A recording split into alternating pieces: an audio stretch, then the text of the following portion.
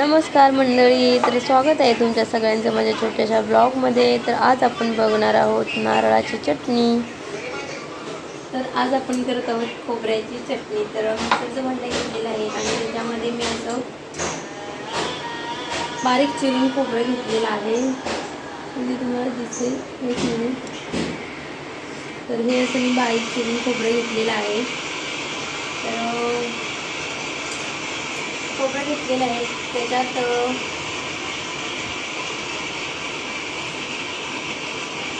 ते अशा आपल्याला जेवढ्या लागतील तेवढ्या तुमच्या तिखटाप्रमाणे मिरच्या घेतलेल्या आहेत। मी साधारण 7-8 ते मिरच्या घेतलेल्या आहेत, कारण आमच्या इकडे तिखट चटणी लागते। तर त्याच्यात हे आपण मी 2 ते 3 चमचे डाळ घेतलेलं आहे। म्हणजे माहीत आहे भाजलेली डाळ असं बोलतात काही ठिकाणी, तर मी हे डाळ घेतलेलं आहे। तर ते घालून घेऊया। त्याच्यानंतर ही आहे कोथिंबीर आणि याच्या खाली लसूण आहे।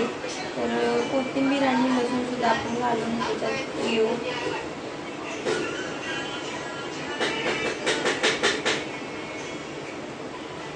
लसूण घालून घेतलेलं आहे। त्याच्यानंतर मी थोडंसं जिरं सुद्धा घालून घेत आहे याच्यातच।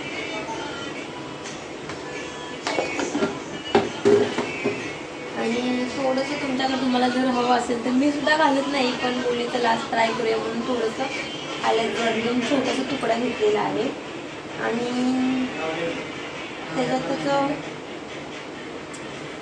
जर कोणाकडे हे डाळ नसतील तर त्यांनी चण्याची डाळ थोडीशी 2 चमचे भिजवून थोडा वेळ टाकली तरी सुद्धा चालेल। म्हणजे 1-2 तास चण्याची डाळ भिजवून टाकली तरी सुद्धा चालेल। आणि साखर पण सुद्धा तुमच्या चवीनुसार टाकायची असेल तर टाकू शकता। साखरेने छान चव येते। तर थोडीशी मी सुद्धा साखर टाकून घेत आहे। मी सुद्धा थोडीशी एवढीशी चिमूटभर साखर टाकून घेत आहे। आपल्यावरती आहे, तुम्हाला हवे असेल तर नाही टाकली तरी सुद्धा चालेल। आणि आता आपण हे वाटण बारीक करून घेऊया।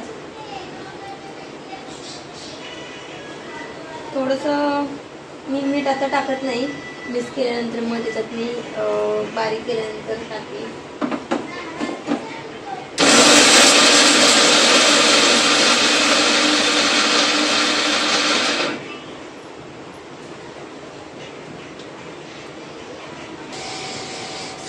तर इथे आपली नारळाची चटणी तयार आहे।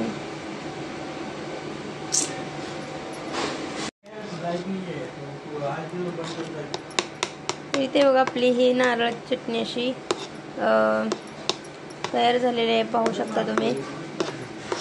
तर मला सांगा तुमच्या आवडीनुसार किती पातळ पाहिजे किती घट्ट पाहिजे हे तुम्ही बघू शकतात। आणि आता आपण याच्यात मीठ टाकून घेऊ। मीठ टाकलेलं नाही मी।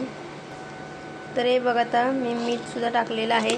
आणि त्याच्यानंतर तुम्हाला जर त्याला फोडणी द्यायची असेल तर कढई घ्या, कढईमध्ये तेल ठेवा, तेलात थोडी मोहरी, जिरा आणि कढीपत्ता टाका।